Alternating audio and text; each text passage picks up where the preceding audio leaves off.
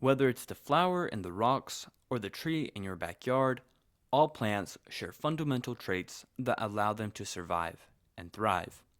Plants are pioneers of ecosystems and are critical to the survival of complex life. Understanding their anatomy and physiology helps us to understand these fascinating and vital organisms.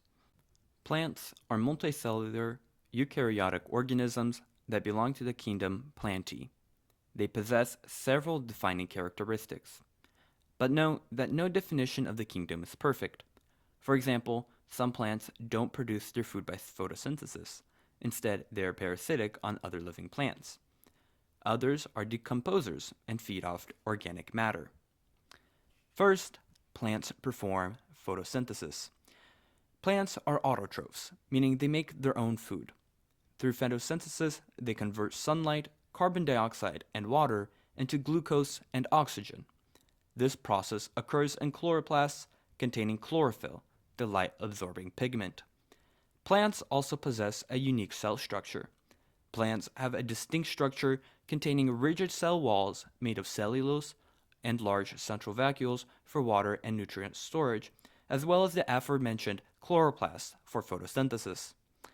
Plants grow continuously in specific regions called meristems, which are areas of actively dividing cells. This is called indeterminate growth. Plants reproduce sexually through an alternation of generations, meaning they alternate between a haploid gametophyte stage and a diploid sporophyte stage in their life cycle. They are non-motile. Unlike animals, most plants are rooted in place. They lack organs of movement and so cannot move freely, but can grow towards light or respond to touch.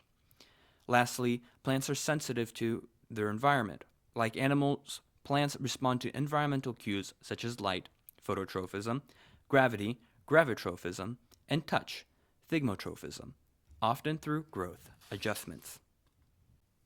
The plant kingdom is incredibly diverse, typically classified into four major groups based on the presence of vascular tissue and the method of reproduction. First are non-vascular plants, or bryophytes. Examples include mosses, liverworts, and hornworts. These plants lack vascular tissue, xylem and phloem, so they rely on diffusion and are usually found in moist environments. They reproduce using spores. Next are seedless vascular plants. This group includes ferns, club mosses, and horsetails. They have vascular tissue, allowing them to grow taller than bryophytes. But they also reproduce via spores, not seeds. Next are gymnosperms. Gymnosperms are seed-producing vascular plants like conifers, pines, and cycads.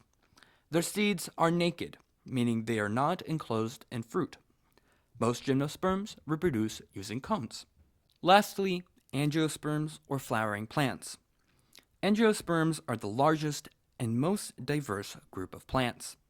They produce flowers and fruits, with seeds enclosed inside the fruit. They're responsible for most of the plant biodiversity on modern Earth. Plants have developed several special features that allow them to adapt and thrive in a wide range of environments. Some plants have cuticle, a waxy covering on leaves and stems that help reduce water loss.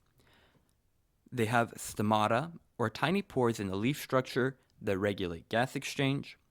They also contain vascular tissue, xylem transporting water and minerals from the root upward, and phloem distributing sugar and nutrients throughout the plant.